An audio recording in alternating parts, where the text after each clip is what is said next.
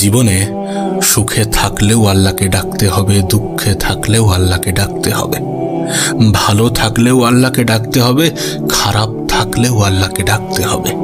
খারাপ সময়ের মধ্য দিয়ে নিজের জীবন অতিবাহিত হলেও আল্লাহকে ডাকতে হবে।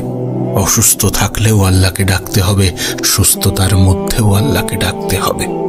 জীবনে সবকিছু মনের মতো হলেও আল্লাহকে ডাকতে হবে, সবকিছু মনের মতো না হলে আরো বেশি বেশি আল্লাহকে ডাকতে হবে। সব সময় নিজের খারাপ ভালো সময়ে তাকেই ডাকা উচিত যাকে ডাকলে পাওয়া যাবে। আর তোমার খারাপ সময়গুলোতে রবের থেকে বড় কেউ সঙ্গী হবে না। বান্দা যখন নিঃস্ব হয়ে যায়, রব তখন তার পাশে এসে দাঁড়ায়। বান্দা যখন একা হয়ে যায়, রব তখন তার সঙ্গ দেয়। বান্দা যখন অন্তরের অন্তরস্থল থেকে রবকে ডাকতে চাই, রব তখন অনেক অনেক অনেক বেশি খুশি হয়। সত্যি বলছি, আপনি যদি আপনার ভালো সময়গুলোতেও রবকে স্মরণ করেন, তাহলে আপনার জীবনের খারাপ সময়ের মাত্রাটা অনেক অংশেই কমে যাবে। রব আমাদের পরীক্ষা নিয়ে থাকেন, কখনো কিছু দিয়ে, আবার কখনো কিছু থেকে বঞ্চিত করে। যদি আইয়ুব আলাইহিসসালামের ঘটনা তোমাকে বলি, তাহলে আল্লাহ পাক আইয়ুব আলাইহিসসালামকে অনেক দিন সুখে রেখেছিলেন, অনেক দিন ভালো রেখেছিলেন। যখন আইয়ুব আলাইহিসসালাম রবের শুকরিয়া আদায় করতেই থাকলো, তখন রব একবার ভাবল, ঠিক আছে, আইয়ুব তো তার ভালো সময়ে আমাকে স্মরণ করছে, কিন্তু একবার দেখা যাক তার খারাপ সময়ে আমার প্রশংসা করে কিনা, আমাকে স্মরণ করে কিনা। তখন আইয়ুব আলাইহিসসালামকে আল্লাহ 12 কিংবা 18 বছর অসুস্থ অবস্থায় রাখলেন। যখন তিনি রোগে আক্রান্ত, তখন তার পাশে তার স্ত্রীরা নেই, তার সন্তানরা নেই, সাধারণ মানুষজন নেই, কেউ নেই, কিচ্ছু নেই। 18 বছর কিংবা 12 বছর পরে যখন আইয়ুব আলাইহিসসালাম সুস্থ হন, তারপর আইয়ুব আলাইহিসসালাম রবের কাছে জানতে চাইলেন যে, হে আমার রব, হে আমার সৃষ্টিকর্তা, হে আমার আল্লাহ, আপনি যে আমাকে এই 12 কিংবা 18 বছর অসুস্থ অবস্থায় রাখলেন, এই যে আমাকে এত খারাপ সময় দেখালেন, এটা করে আপনার লাভ কি হয়েছে? আপনি কি এমন আনন্দ পেয়েছেন? যখন তিনি এই এতটা কঠিন, এতটা টাফ সময় পার করার পরে সুস্থ হলেন, তখন তিনি রবের কাছে এই ছোট্ট প্রশ্নটা রাখলেন। তারপর রব বলেন, আইয়ুব, যখন আমি তোমাকে 70 বছর ধরে সুস্থ রেখেছি, তুমি আমার শুকরিয়া আদায় করেছ, তুমি আমার প্রশংসায় লিপ্ত ছিলে, তুমি আমাকে কখনো অভিযুক্ত করনি, কখনোই আমার আদেশ অমান্য করনি, তোমার প্রতি আমি অসন্তুষ্ট ছিলাম না, তুমি ওই পরীক্ষায় পাশ করেছ। কিন্তু আমি একটু জানতে চাইছিলাম যে তুমি তোমার সবরের হালাতে, মুসিবতের হালাতে আমাকে ডাকো কিনা, আমার প্রশংসায় লিপ্ত থাকো কিনা, আমার শুকরিয়া আদায় করো কিনা, আমি সেটাই দেখতে চাইছিলাম। এই এতটা বছর কঠিন সময় পার করেও, এত খারাপ দিন দেখা সত্ত্বেও, এত খারাপ পরিস্থিতির মুখোমুখি হওয়া সত্ত্বেও, যখন তুমি অসুস্থ, তোমার পরিবারের কেউ তোমার পাশে নেই, তোমার কাছের মানুষগুলো তোমার থেকে দূরে সরে গেছে, সেই পরিস্থিতিতে তুমি আমার প্রতি কতটা কৃতজ্ঞ হও, সেটা দেখে আমি মুগ্ধ। তুমি হয়তোবা আমার থেকে জানতে চাইছো যে আমি কতটা মজা পেয়েছি। তুমি 70 বছর সুখে থাকা অবস্থাতে আমাকে যতটা স্মরণ করেছো, আমার যত শুকরিয়া আদায় করেছো, আমার যত প্রশংসা করেছো, এই 70 বছরে যতটা মজা পেয়েছি, তোমার এই 12 কিংবা 18 বছর সময়ের মধ্যে তুমি আমাকে যতবার স্মরণ করেছো, যতবার ডেকেছো, যতবার আমার শরণাপন্ন হয়েছো, যতবার আমার প্রশংসায় লিপ্ত থেকেছো, তার থেকে অনেক অনেক বেশি মজা পেয়েছি। তোমার বেদনার এক একটা ডাক আরশের আজিম পর্যন্ত পৌঁছে গিয়েছে। আমি খুশি হয়েছি তুমি সেই পরিস্থিতিতেও কোনো অভিযোগ করনি। তুমি আমার থেকে জানতে চেয়েছো সুস্থ হওয়ার পরে। বিশ্বাস করুন, আপনি যে আপনার খারাপ সময়গুলো ফেস করছেন, আপনি যে আপনার কঠিন সময়গুলো অতিক্রম করছেন, আপনি যে খারাপ সময়ের মুখোমুখি বারবার হচ্ছেন, এটা কি রব জানেন না? এটা জানেন, তিনি অবশ্যই জানেন। কিন্তু সেই খারাপ, সেই কঠিন সময়গুলোতে আপনার রিয়াকশন কি হয়, আপনার মনের ইচ্ছা কি হয়, রবের প্রতি আপনার ধারণা কি হয়, আপনার মন থেকে কি আওয়াজ আসে, সেগুলো রব দেখতে চান। আপনি আপনার খারাপ সময়ে কতটা অভিযোগ করেন আর ভালো সময়ে কতটা প্রশংসা করেন সেটা রব দেখতে চান। নিশ্চয়ই তিনি আমাদেরকে পরীক্ষা নেন, আমাদের পরীক্ষা নেন, কখনো কিছু দেওয়ার মাধ্যমে, আবার কখনো কিছু থেকে বঞ্চিত করার মাধ্যমে, কখনো খারাপ সময় দিয়ে, কখনো ভালো সময় দিয়ে, কখনো পুরস্কৃত করে, কখনো তিরস্কৃত করে। আর এই প্রত্যেকটা পরিস্থিতিতে রবকেই স্মরণ করা উচিত। এই প্রত্যেকটা পরিস্থিতিতে রবেরই শুকরিয়া আদায় করা উচিত। এই পৃথিবীর সব থেকে বড় চিরন্তন সত্যের কথা আমাদের অন্তরে একটু আনা উচিত, আমাদেরকে একটু ভাবা উচিত সেটা নিয়ে। জানো, এই পৃথিবীর সব থেকে বড় চিরন্তন সত্য কি? যে আমরা মারা যাব। খুব দ্রুত আমরা এই পৃথিবী থেকে চলে যেতে চলেছি। আমাদের মনে হয়তোবা সবসময় একটা ভয় কাজ করে যে আমি যেগুলো অর্জন করেছি সেগুলো না হারিয়ে যায়, আমি যেগুলো পেয়েছি সেগুলো না হারিয়ে যায়। কিন্তু মৃত্যু আমাদেরকে বারবার মনে করায় যে পৃথিবীতে কোনো কিছুই চিরস্থায়ী নয়। একটা সময় আমরা এই পৃথিবীতে ছিলাম না, এসেছি, একটা সময় পরে চলে যেতে হবে, এটাই বাস্তব। আর এটাকেই স্মরণ করতে হবে, এটাকেই নিজের মাথায় বসিয়ে রাখতে হবে। যখন আপনি ভাববেন যে পৃথিবীতে আপনি নিঃস্ব অবস্থাতে এসেছিলেন আর নিঃস্ব অবস্থাতেই চলে যাবেন, তখন আপনার জীবন নিয়ে অভিযোগগুলো সরে যাবে, তখন আপনার হারানোর ভয়গুলো কমে যাবে।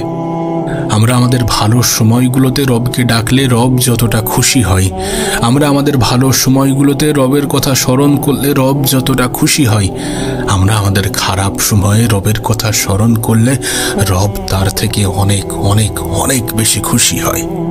বিশ্বাস করুন, এই খারাপ সময়টাও চলে যাবে, এই কঠিন সময়টাও রব দূর করে দেবেন। কিন্তু এই কঠিন সময়গুলোতে যদি আমরা অভিযোগ করি তাহলে সেগুলো হয়তোবা রবের মনে থেকে যাবে। তাই কখনো অভিযোগ করা যাবে না, তাকে বলতে হবে আপনাকে ধন্যবাদ, আপনার শুকরিয়া জানাই যে আপনি আমাকে এর থেকেও কঠিন সময়ের মুখোমুখি দাঁড় করাননি, আপনি আমাকে এর থেকেও কঠিন পরিস্থিতির মধ্যে ফেলেননি, আপনি আমাকেও এর থেকে খারাপ সময় দেখাননি। বিশ্বাস করুন, আল্লাহ তার পছন্দের বান্দাগুলোকেই একটু খারাপ সময় দেখান, আল্লাহ তার পছন্দের বান্দাগুলোকেই একটু কঠিন সময়ের মুখোমুখি দাঁড় করান, এবং তিনি আশা করেন যে আমরা আমাদের কঠিন সময়গুলোতে তার বিরুদ্ধে যাব না। আল্লাহ তার পছন্দের বান্দাগুলোকেই একটু খারাপ পরিস্থিতির মধ্য দিয়ে জীবন অতিবাহিত করান, একটু খারাপ পরিস্থিতির মধ্যে ফেলেন, এবং তিনি আশা করেন যে আমার বান্দা তার খারাপ সময়ে আমার বিপক্ষে যাবে না, আমার বিরুদ্ধে যাবে না। আর যদি আমরা ঠিক তেমনটাই করে থাকি তাহলে কোনো না কোনোভাবে আমরা তাকে কষ্ট দিয়ে ফেলি। একটা কথা সব সময় নিজের অন্তরে গেঁথে নিও যে আল্লাহকে নারাজ করলেও আমাদেরকে যেতে হবে, আল্লাহকে রাজি করলেও আমাকে যেতে হবে, আমাদেরকে যেতে হবে। যদি আমরা আমাদের রবকে খুশি করাতে পারি তারপরেও এ পৃথিবী থেকে আমাদেরকে বিদায় নিতে হবে, যদি খুশি না করাতে পারি তারপরেও এ পৃথিবী থেকে বিদায় নিতে হবে। তবে হ্যাঁ, যদি আমরা খুশি করাতে পারি তিনি আমাদেরকে নিশ্চয়ই উত্তম পুরস্কারে পুরস্কৃত করবেন। আর যদি আমরা তার বিরুদ্ধ আচরণ করি হয়তোবা আমাদেরকে অনেক কিছু ভোগ করতে হবে, হয়তোবা আমাদেরকে অনেক কিছু সহ্য করতে হবে, এবং সেটা এ পৃথিবীর পরীক্ষাগুলোর থেকে কোটি কোটি গুণ ভয়ঙ্কর। আমরা আমাদের ভবিষ্যৎ নিয়ে চিন্তা করি, আমরা আমাদের ভবিষ্যৎ নিয়ে ভাবি, কিন্তু প্রকৃত ভবিষ্যৎ কি? প্রকৃত ভবিষ্যৎ তো মৃত্যু। পৃথিবীর প্রত্যেকটা মানুষই মৃত্যুবরণ করবে, সে ভালো হোক বা খারাপ। একজন নেশাখোরেরও মৃত্যু হয়, একজন জুয়াখোরেরও মৃত্যু হয়, একজন মিথ্যাবাদীরও মৃত্যু হয়। প্রত্যেকটা মানুষই মারা যাবে। যারা খারাপ কাজের সাথে যুক্ত তারাও মারা যাবে, যারা ভালো কাজের সাথে যুক্ত তারাও মারা যাবে। তবে কিছু মানুষ পুরস্কৃত হবে আর কিছু মানুষ তিরস্কৃত হবে। এখন তুমি কোন দলে সামিল হতে চাইবে এটা তোমার পরিকল্পনার অংশ হওয়া উচিত, এটা তোমার মনের ইচ্ছা থাকা উচিত। রব তার কোরআনের মধ্যেই বলেন যে তোমরা কি আমার কাছে আসবা না? ডাকলেও আসতে হবে, না ডাকলেও আসতে হবে, মানলেও আসতে হবে, না মানলেও আসতে হবে, এবং তোমার সম্পূর্ণ জীবন আমি তোমার সামনে দেখাবো। আমাদের জীবনের প্রতিটা মুহূর্ত রেকর্ডেড, আমাদের জীবনের প্রতিটা মুহূর্ত ক্যাপচার্ড। আমরা জীবনে যে যাই করছি সেগুলো সব রেকর্ডিং হচ্ছে। তবে বিশ্বাস করুন, এখনো সবকিছু শেষ হয়ে যায়নি। না, এখনো সবকিছু শেষ হয়ে যায়নি। এখনো তওবার পথ বন্ধ হয়নি। নিঃসন্দেহে আমাদের কাছে সম্পূর্ণ সুযোগ আছে, কিন্তু এই সুযোগ কতক্ষণ থাকবে রবই ভালো জানেন। ফিরে আসার পথ কতক্ষণ খোলা রাখবেন তিনিই ভালো জানেন। তবে এখনো পরিবর্তন না হলে হয়তোবা পস্তাতে হবে। তবে একটা সময় পরে আমাদের আফসোসগুলো কোনো কাজে আসবে না। যদি আপনার ভবিষ্যৎ সত্যি আপনাকে টেনশন দেয়, তাহলে টেনশন করা উচিত সেই ভবিষ্যৎ নিয়ে যে ভবিষ্যৎ চিরন্তন সত্য। মৃত্যুর পরেও একটা অন্যরকম জীবন আছে। সেই জীবন কেমন হতে চলেছে আমরা কেউই জানি না। সেখানে কিছু সুন্দর থেকে সুন্দরতম দৃশ্যও আছে, সেখানে কিছু ভয়ঙ্কর থেকে ভয়ঙ্করতম দৃশ্যও আছে। আমরা কেউই জানি না আমাদের জন্য কি অপেক্ষা করছে। কিন্তু বিশ্বাস করুন, এখনো আমাদের হাতে সময় আছে, এখনো আমাদের কাছে সুযোগ আছে। তবে এই সময়, এই সুযোগ কতদিন থাকবে এটার ইনফরমেশন কারোর কাছে নেই। আমরা এই পৃথিবীতে কতদিনের মেহমান সে বিষয়ে আমরা কেউই অবগত নই। আমরা হয়তোবা এই পৃথিবীতে অনেক কিছু নিয়ে জোর জবরদস্তি করতে পারি। আমরা হয়তোবা এই পৃথিবীতে অনেক কিছু নিয়ে চিৎকার করতে পারি, অনেকের উপরে অত্যাচার করতে পারি, জুলুম করতে পারি, অবিচার করতে পারি। কিন্তু এই পৃথিবীর কেউ জোর দিয়ে বলতে পারবে না যে আমি সারা জীবনে পৃথিবীতে থাকব। আমরা কি নিয়ে অহংকার করব? আমাদের কাছে কি আছে? সামান্য সুস্থতা, সেটাও আল্লাহর দান। আমাদের যে যৌবন, সেটাও আল্লাহর দান। আমরা কি নিয়ে অহংকার করব? তোমার স্বাস্থ্য, তোমার সম্পদ, তোমার শক্তি, এই সব কিছুই আল্লাহর দান। তুমি কি নিয়ে অহংকার করবে? আমাদের শরীরটা তিনি এত সুন্দরভাবে সাজিয়েছেন। এর মধ্যে কোনো একটা কিছুতে যদি সামান্য কিছু অসুবিধা হয়ে যায়, আমাদের সমস্ত অহংকার চলে যাবে।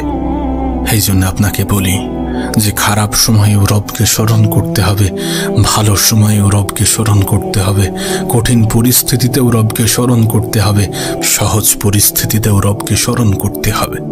কোনো কিছু পেলেও রবকে স্মরণ করতে হবে, কোনো কিছু থেকে বঞ্চিত হলেও রবকে স্মরণ করতে হবে। জীবনে কিছু আফসোস থাকলেও রবকে স্মরণ করতে হবে, জীবনে কিছু অভিযোগ থাকলেও রবকে স্মরণ করতে হবে, আর জীবনের কোনো বিষয় নিয়ে শুকরিয়া জানাতে হলেও রবকে স্মরণ করতে হবে। যদি রবের প্রতি ভালোবাসা প্রদর্শন করার হয় তাহলেও রবকে স্মরণ করতে হবে, আর যদি রবের থেকে ভালোবাসা পেতে হয় তারপরেও রবকে স্মরণ করতে হবে। তবেই না তিনি খুশি হবেন, তবেই না তিনি আমাদের মনের আশা, আকাঙ্ক্ষা, আকুতিগুলো পূরণ করবেন, তবেই না তিনি আমাদের ডাকে সাড়া দেবেন।